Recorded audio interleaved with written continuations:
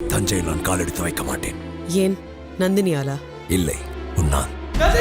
பொன்னியின் செல்வன் திரைப்படம் வந்து ஒரு பயங்கரமான வசூல் எடுத்துக்கிட்டு இருக்கு. இதுக்கு முன்னாடி இருந்த நிறைய சாதனைகளை முறியடிச்சுக்கிட்டு இருக்கு அப்படிங்கிறத நம்ம தொடர்ந்து பேசிக்கிட்டு இருக்கோம். ஆனால் இந்த லாபம் அப்படிங்கிறது வெறும் இந்த ப்ரொடியூசருக்கும் குறிப்பிட்ட ஸ்டேட்டில் குறிப்பிட்ட நாட்டில் இருக்க அந்த டிஸ்ட்ரிபியூட்டருக்கு மட்டும் லாபத்தை கொடுக்கக்கூடிய படமா அப்படின்னு கேட்டிங்கன்னா இல்லை, எல்லாருக்குமே லாபத்தை கொடுத்த படம். ஸோ அதை இந்த வீடியோவில் நம்ம ரொம்ப டீட்டெயிலாக பேச போகிறோம்.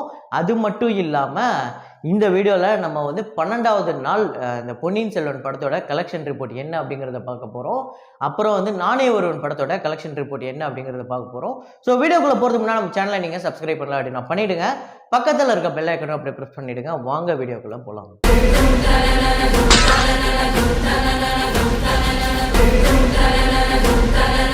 பொன்னியின் செல்வன் பாகம் 1 திரைப்படம் வந்து 12வது நாள் எவ்வளோ வந்து கலெக்ட் பண்ணியிருக்கு, ஸோ டோட்டலாக வந்து ஒவ்வொரு ஸ்டேட்லையும் எவ்வளோ கலெக்ட் பண்ணியிருக்கு அப்படிங்கிறத ரொம்ப டீட்டெயிலாக இப்போ பார்க்கலாம். தமிழ்நாட்டில் பார்த்தீங்க அப்படின்னா 12வது நாள் 4,80,00,000 வந்து கலெக்ட் பண்ணியிருக்கு. ஸோ 12 நாள் மொத்த கலெக்ஷன் தமிழ்நாட்டில் பார்த்தீங்க அப்படின்னா 185,80,00,000 வந்து கலெக்ட் பண்ணியிருக்கு. தெலுங்குல பார்த்தீங்க அப்படின்னா 10 லட்சம் தான் கலெக்ட் பண்ணியிருக்கு. அதுக்கு காரணம் அப்படிங்கிறது ஒரு 2 பெரிய படம் ரிலீஸ் ஆகிருக்கு. அதுக்கு முன்னாடியே இந்த படத்துக்கு ஒரு நெகட்டிவ் ரிவ்யூ கொடுத்து இதை காலி பண்ணாங்க. ஸோ மொத்தமாக பார்த்தீங்க அப்படின்னா 17,30,00,000 வந்து கலெக்ட் பண்ணியிருக்கு. கேரளாவில் கர்நாடகாவில் பார்த்தீங்க அப்படின்னா 30 லட்சம் 40 லட்சம் கிட்ட கலெக்ட் பண்ணியிருக்கு. கேரளாவில் 30 லட்சம்.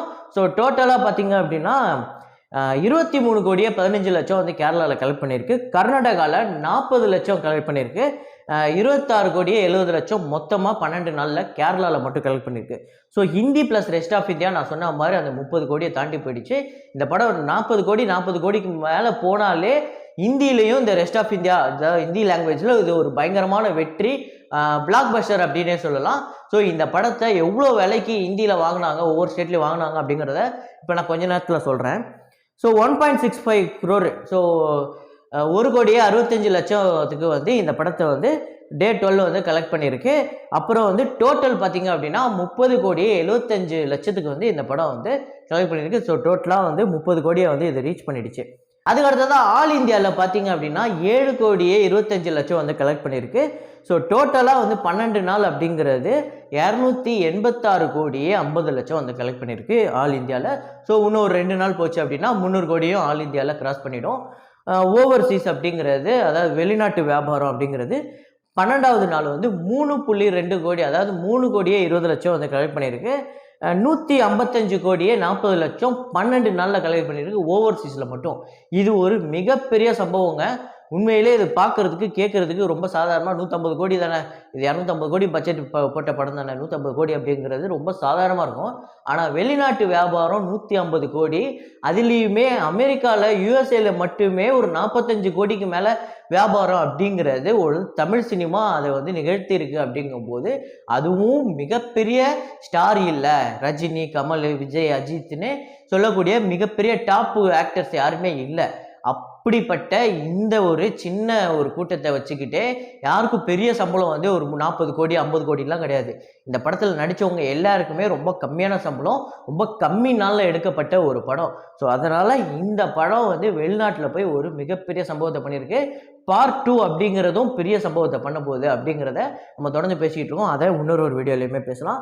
ஸோ உலகம் முழுக்க பார்த்தீங்க அப்படின்னா 12வது நாள் 10,45,00,000 வந்து கலெக்ட் பண்ணியிருக்கு. 441,50,00,000 வந்து இந்த படம் வந்து டோட்டலாக வேர்ல்டு வைடு கலெக்ட் பண்ணியிருக்கு.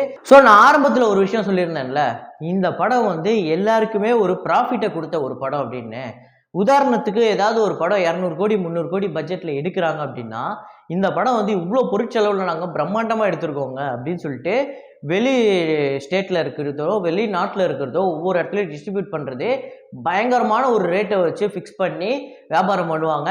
அந்த படம் வந்து ஒரு பெரிய ஸ்டார் நடிச்சிருந்தாலுமே அந்த படத்தை வந்து சரி ஒரு இவ்வளோ பெரிய நடிகர் நடிச்சிருக்காரு, இவ்வளோ பெரிய பட்ஜெட் போட்டு எடுத்திருக்காங்க, பெரிய கிராஃபிக்ஸ்லாம் பண்ணி விஎஃப்எக்ஸ்லாம் பண்ணி வேறு லெவலில் இருக்குது இந்த படம், இந்த படத்தை நம்ம வந்து இவ்வளோ விலை கொடுத்து வாங்கினோன்னா கண்டிப்பாக வந்து ஓடிடும், நம்மளும் ஒரு லாபத்தை எடுக்கலாம் அப்படின்னு சொல்லிட்டு அந்த டிஸ்ட்ரிபியூட்டரு அங்கே எங்கேன்னு கடனை உடனே வாங்கி அந்த படத்தை வாங்கி ரிலீஸ் பண்ணுவார்.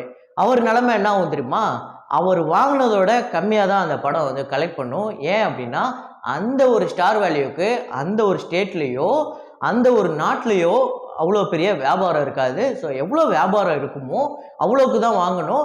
ஸோ அதை வந்து அந்த ப்ரொடியூசருமே அதை வந்து மனசு வந்து கொடுக்கணும். ஸோ அப்படிப்பட்ட ரொம்ப மனசாட்சியோட வியாபாரம் பண்ணப்பட்ட படம் தான் பொன்னியின் செல்வன். என்னதான் இந்த படம் வந்து 250 கோடியை வந்து பொருட்செலவில் எடுக்கப்பட்டிருந்தாலுமே இந்த முதல் பாகம் அப்படிங்கிறது எவ்வளோ வந்து இவங்க வியாபாரம் பண்ணியிருக்காங்க அப்படிங்கிறத சொல்கிறேன். தமிழ்நாடை கொஞ்சம் லேட்டராக சொல்கிறேன். ஏன் அப்படின்னா தமிழ்நாட்டில் இவங்க ஓன் ரிலீஸ் பண்ணியிருக்காங்க. ஆந்திரா தெலுங்கானாவில் வந்து 10 கோடிக்கு இவங்க வந்து இந்த படத்தை வந்து கொடுத்துருக்காங்க.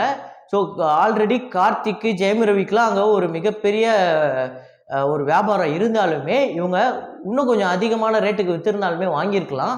அவங்க வாங்கியிருக்கவும் முடியும். அதுக்கான ஸ்டார் வேல்யூவும் இருக்காங்க ஆந்திரா தெலுங்கானாவில் பிஸ்னஸ் பண்ணக்கூடிய அளவுக்கு. ஆனால் இவங்க கொடுக்கல. ஏன் அப்படின்னா இந்த படம் வந்து யாருக்குமே நஷ்டம் வந்துடக்கூடாதே அப்படிங்கிற ஒரு முக்கியமான குறிக்கோளோட இந்த படத்தை வந்து வியாபாரம் பண்ணியிருக்காங்க. அதுவும் முக்கியமாக மணிரத்னம் சொன்னது, இந்த படத்தினால ஒருத்தர் கூட 1 பைசா கூட நஷ்டம் அப்படின்னு சொல்லிட்டு வந்து நிற்கக்கூடாது.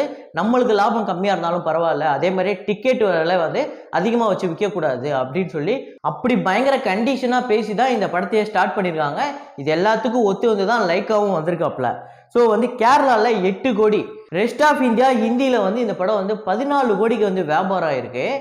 இந்த படம் இன்னைக்கு வந்து மொத்தமாக கலெக்ட் பண்ணது ஹிந்தி ப்ளஸ் ரெஸ்ட் ஆஃப் இந்தியாவில் 30 கோடிக்கு மேலே கலெக்ட் பண்ணியிருக்கு. உண்மையிலே மிகப்பெரிய விஷயம். ஸோ இதை தான் நான் சொன்னேன். ஹிந்தியில் வந்து அவங்க ரொம்ப கம்மியான விலைக்கு தான் வாங்கியிருந்தாங்க. இதுவே இந்த பட்ஜெட்டில் வேறு லாங்குவேஜில் படம் எடுத்திருந்தாங்கன்னா கண்டிப்பாக 50 கோடிக்கு குறைஞ்சி இந்த படத்தை ஹிந்தியில் கொடுத்துருக்க மாட்டாங்க. ரெண்டாவது கர்நாடகாவில் பார்த்தீங்கன்னா 7 கோடிக்கு தான் வாங்கியிருக்காங்க. ஆனால் 28 கோடி கிட்ட இவங்க வந்து வியாபாரம் பண்ணிட்டாங்க. கிட்டத்தட்ட ஒரு 30 கோடி கிட்ட வந்துடும் வைங்களேன் டோட்டலாக. ஸோ ஓவர்சீஸ் பார்த்தீங்க அப்படின்னா 35 கோடிக்கு தான் வியாபாரம் பண்ணியிருக்காங்க. இதுவே இவ்வளோ பெரிய பிரம்மாண்டமான படமாக இருந்தால் கண்டிப்பாக 70 கோடிக்கு கம்மியாக வந்து வியாபாரமே பண்ண மாட்டாங்க. வேற ஒரு லாங்குவேஜ், வேற ஒரு ஸ்டேஜ் மூவி, இல்லை வேற தமிழ் படமாகவே இருக்கட்டும், வேற ஒரு நடிகர், வேற ஒரு பெரிய பொருட்செலவில் எடுக்கக்கூடிய படமாக இருந்தாலுமே கண்டிப்பாக இந்த பட்ஜெட்டில் எடுக்கக்கூடிய படத்தை வந்து 70 கோடிக்கு கம்மியாக கொடுக்க மாட்டாங்க. ஆனால் ஓவர்சீஸில் இவ்வளோ கம்மியாக கொடுத்துருக்காங்க. டோட்டல் தேட்ரிக்கல் பிஸ்னஸே வந்து 150+ crores தான். என்ன சொல்கிறீங்க? அப்புறம் 150+ crore இந்த ப்ரொடியூசருக்கு எப்படி லாபம் அப்படின்னு கேட்டிங்கன்னா, அதாவது தமிழ்நாட்டில் இருக்குல்ல, தமிழ்நாட்டிலையும் சேர்த்து தான் வந்து இந்த 150 crore நான் போட்டிருக்கேன். தமிழ்நாட்டு பிஸ்னஸ் அப்படிங்கிறது இவங்க ஓன் ரிலீஸ் பண்ணியிருக்காங்க. ஆக்சுவலாக இவங்க முழுசாக நம்பினதே தமிழ்நாட்டு பிஸ்னஸை மட்டும்தான். ஸோ இதில் வந்து நம்மளுக்கு ஒரு 50 கோடி 60 கோடி லாபம் கிடைச்சா மட்டும் போதும் அப்படிங்கிற மாதிரி தான். ஸோ இன்றைக்கி கிட்டத்தட்ட ஒரு 180 கோடிக்கு மேலே இந்த படம் வந்து தமிழ்நாட்டில் வியாபாரம் பண்ணியிருக்கு. அப்படின்னா இந்த படத்துக்கு இவங்களுக்கு தமிழ்நாட்டில் மட்டுமே ஒரு மிகப்பெரிய ப்ராஃபிட் கிடைச்சிருக்கு. ஸோ அது போதும், செகண்ட் பார்ட்டில் நாங்கள் ஒரு பெரிய பிஸ்னஸ் பண்ணிக்கிறோம் அப்படிங்கிற ஒரு ஐடியாவில் தான் இவங்க இருக்காங்க. ஸோ உதாரணத்துக்கு KGF 1க்கு வந்த பிஸ்னஸும் அதோட ஹைப்பு கிரியேட் பண்ணி KGF 2க்கு, பாகுபலி 1 அதோட ஹைப்பு கிரியேட் பண்ணி பாகுபலி 2. ஸோ அப்படி தான் வந்து பிஸ்னஸ் ஆகும். ஸோ இனிமேல் ஹிந்தியில் வாங்குறதோ, தெலுங்கில் வாங்குறதோ, இல்லை ஓவர்சீஸில் வாங்குறதோ அதிக ரேட்டுக்கு வந்து வாங்குவாங்க பார்ட் 2. ஸோ இந்த படத்துக்கு வந்து டிஜிட்டல் ரைட்ஸ் பார்த்தீங்க அப்படின்னா 125 கோடி 2 பார்ட்டு சேர்த்து வாங்கியிருக்காங்க. ஸோ அப்படியே நம்ம ஒரு பார்ட்டு ஒன்று பிரித்தா கூட ஒரு இது வந்து ஒரு 60 கோடி ப்ளஸ் சேட்டலைட் ரைட்ஸு, மொத்தமாக இது வந்து 85 கோடி தான் வந்திருக்கு. ஸோ இவங்களுக்கு ப்ரீ ரிலீஸ் பிஸ்னஸ் அப்படிங்கிறது ஒரு பெரிய ப்ராஃபிட் இல்லை. ஆனால் இவங்க முழுசாக நம்பினதே தமிழ்நாட்டு வியாபாரத்தை தான்.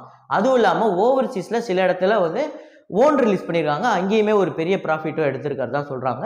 ஸோ இது எல்லாத்தையுமே இவங்க வந்து மொத்தமாக வந்து எவ்வளோ லாபம் எடுத்திருக்காங்க, இவங்களுக்கு ப்ரொடியூசர் ஷேர் எவ்வளோ வந்திருக்கு அப்படிங்கிறது எல்லாமே இன்னும் கொஞ்ச நாளில் நம்மளுக்கு டீட்டெயிலாக வந்துடும். ஸோ அதை வந்து நம்ம கண்டிப்பாக இன்னொரு வீடியோவில் சொல்லலாம். ஆனால் இந்த படம் அப்படிங்கிறது இந்த தேட்டரு ஓனரு, டிஸ்ட்ரிபியூட்டரு, இதை காசு கொடுத்து வாங்கினாங்கல்ல அந்த டிஸ்ட்ரிபியூட்டரு, அதுக்கடுத்து தான் இதை நம்பி வெளியே கடை போட்டவங்க இருக்காங்கல்ல, அவங்களுக்கு பாப்கார்ன் விற்க வந்தவங்களுக்கு, பப்ஸ் விற்க வந்தவங்களுக்கு, அதை நம்பி ஒரு கான்ட்ராக்ட் போட்டு அந்த பைக்கு கார்லாம் வந்து பார்க்கிங் போடுவாங்கள்ல, அதை வந்து எடுத்திருப்பாங்கள்ல லீஸுக்கு, அவங்களுக்கு எல்லாருக்குமே ஒரு பெரிய ப்ராஃபிட்டை கொடுத்த ஒரு படம். ஆனால் நியாயமான முறையில் 190 ரூபா டிக்கெட்னா 190 ரூபா, 120 ரூபா டிக்கெட்னா 120 ரூபாய்க்கு விற்ற ஒரு படம். அப்படிப்பட்ட படம் இன்னைக்கு 400 கோடிக்கு மேலே வசூலை எடுத்து இன்னைக்கு வந்து ஒரு தமிழ்நாட்டில் ஒரு முக்கியமான சாதனையை படைச்சிருக்கு அப்படிங்கிறதுல எந்த ஒரு மாற்று கருத்துமே இல்லை. நான் ரொம்ப பெருமையாக சொல்கிறேன். நான் வந்து ரொம்ப ரசிக்கிற தமிழ் திரைப்படம் வந்து இன்னைக்கு இப்படிப்பட்ட ஒரு சாதனையை பண்ணியிருக்கு அப்படிங்கிறது எனக்கு ரொம்ப பெருமையாக இருக்குது. ஸோ நானே ஒருவன் படத்தோட Day 13 கலெக்ஷன் வந்து தமிழ்நாட்டில் பார்த்தீங்க அப்படின்னா 1,10,00,000 வந்து கலெக்ட் பண்ணியிருக்கு. வேர்ல்டு வைடு பார்த்தீங்க அப்படின்னா 1,25,00,000 வந்து கலெக்ட் பண்ணியிருக்கு. நானே ஒருவன் படத்தோட டோட்டல் கலெக்ஷன் அப்படிங்கிறது 35.80 லட்சம் வந்து தமிழ்நாட்டில் மட்டும் கலெக்ட் பண்ணியிருக்கு. வேர்ல்டு வைடு அப்படிங்கிறது 45 கோடி. இந்த படம் வந்து எப்பயோ பெரிய ப்ராஃபிட் எடுத்துருச்சுங்க. இதுக்கு மேலே இது ஓடுறது எல்லாமே ஒரு போனஸ் தான். ஆனால் இவருக்கு வந்து ஒரு பெரிய பிஸ்னஸ் இருந்திருக்கு. அதையே இவங்களே வந்து பிரேக் பண்ணி தேவையில்லாமல் ஒரு தப்பான டைமில் ரிலீஸ் பண்ணிட்டாங்க. இதை தான் நம்ம தொடர்ந்து சொல்லிக்கிட்டு இருக்கோம். ஸோ இப்போ இந்த பொன்னியின் செல்வனை பற்றி நம்ம பேசணும், இந்த ப்ரீ ரிலீஸ் பிஸ்னஸை பற்றி பேசணும். இதையே நேற்று வந்து நம்மக்கிட்ட ஒரு நண்பர் தான் வந்து கமெண்ட்டில் போட்டிருந்தாரு, ப்ரீ ரிலீஸ் பிஸ்னஸை பற்றி சொல்லுங்கள், அதை பற்றி எனக்கு தெரியாது அப்படின்னு சொல்லிட்டு. ஸோ நிறைய பேர் வந்து எனக்கு வந்து இன்ஸ்டாலேயோ ஃபேஸ்புக்லேயோ நிறைய பேர் வந்து எனக்கு மெசேஜ் பண்ணுறாங்க, உங்களோட கலெக்ஷன் ரிப்போர்ட் அப்படிங்கிறது ரொம்ப ஜென்யூனாக இருக்குது, நீங்கள் எப்போ வீடியோ போடுவீங்கன்னு ரொம்ப நம்புகிறேன் அப்படின்னு சொல்லிட்டு. அப்புறம் சில பேர் உனக்கு எங்கேருந்து இதெல்லாம் கிடைக்கிது அப்படின்னு கேட்குறாங்க. ஆக்சுவலாக நம்ம வந்து ட்ராக்கர்லாம் கிடையாதுங்க. நான் அங்கே போய் ஒரு ப்ரொடியூசர்கிட்ட கேட்டு இங்கே வந்து டிஸ்ட்ரிபியூட்டர் கேட்டு அப்படி கிடையாதுங்க. நம்ம வந்து ஒரு சாதாரண ஒரு யூடியூபர். ஆனால் என்னென்னா இந்த கலெக்ஷன் ரிப்போர்ட்டுக்காக இந்த ட்ராக்கர்ஸ்லாம் வந்து குறிப்பிட்ட ஒரு நடிகருக்காகவோ குறிப்பிட்ட ஒரு படங்களுக்காகவோ அதிகமாகவோ குறைச்சலாவோ சொல்கிறாங்க. அப்படி இல்லாமல் ஒரு நேர்மையான முறையில் ஒவ்வொரு சைட்ஸில் பார்த்து, அதுவும் இல்லாமல் நிறையா பேர் கால் பண்ணி நம்மளுக்கு தெரிஞ்ச நண்பர்கள்கிட்ட கால் பண்ணி அப்படி கேட்டு அப்படி வந்து ரொம்ப இதை பற்றி தெரிஞ்சுக்கிட்டு தான் நான் வீடியோ போடுறேன். ஸோ நான் தொடர்ந்து சொல்கிற ஒரு விஷயம் இதுதான், நான் இதை பற்றி வீடியோ போடுறதுக்கு நெட்டில் இருந்து பார்க்குறேன் அப்படின்னா அதை காலையிலே என்னால் போட முடியும்.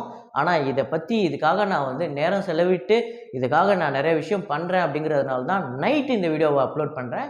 ஸோ பரவாயில்ல, லேட்டாகி வியூ கம்மியானாலும் பரவாயில்ல, ஒரு கரெக்டான ஒரு ரிப்போர்ட்டை கொடுக்குறோம் அப்படிங்கிறது ஒரு மன திருப்தி இருக்குது. இதுலேருந்து முன்ன பின்ன ஒரு 2 கோடி 3 கோடி முன்ன பின்ன வரலாம். ஆனால் இந்த கலெக்ஷன் ரிப்போர்ட் அப்படிங்கிறது கிட்ட அப்ராக்சிமேட்லி அப்படின்னு சொல்லலாம். ஸோ அதுக்காக அப்படியே ஒரு 20 கோடி 30 கோடி 50 கோடிலாம் அப்படி போயிடாது. ஸோ அதுவும் இல்லாமல் சில பேர் வந்து இது அதிகமாகிடுச்சு, நீ ஏன் கம்மியாக சொல்கிற, நீலாம் உண்மையான தமிழனே இல்லை அப்படிங்கிறாங்க. ஸோ நான் உண்மையான தமிழன் தான் இல்லையா அப்படிங்கிற ஆராய்ச்சியை நீங்கள் தொடர்ந்துக்கிட்டே இருங்க. நான் அடுத்த வீடியோவில் மீட் பண்ணுறேன். So signing off Rahman.